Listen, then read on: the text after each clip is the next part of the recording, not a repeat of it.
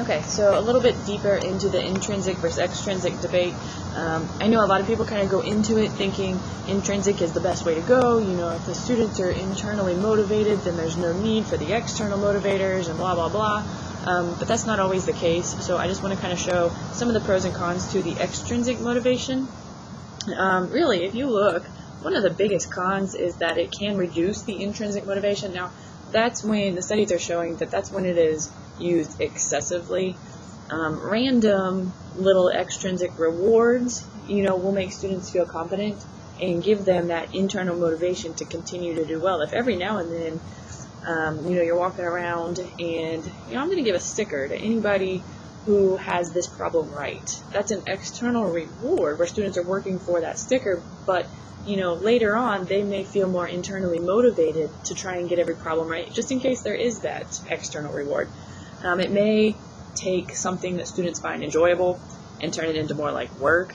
If a student, I keep using the matrix example, but if a student is really interested in video gaming and matrices, and now we're associating a grade to actually doing it right, they're stressed. Students see the matrices as a job and less like a fun thing that they're researching. So that's kind of where you got to be careful. Some of the pros or positives is it can promote interest. If a student would never have been involved in a matrix in video gaming and you're tying this to something that they have to do for that grade, well, they're now researching it, they're now looking at it, they may actually be interested in that topic.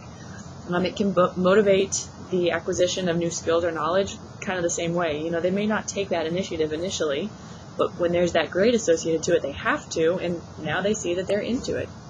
And it does provide a good source of feedback. That grade, whether that's A, B, C, D, or F, they know what they did wrong, what they did right, and that external motivation can then kick in the internal motivation.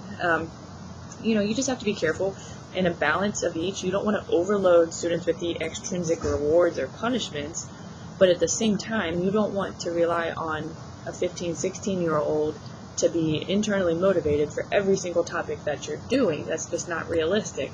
So you've got to balance each and just don't overdo it with either one.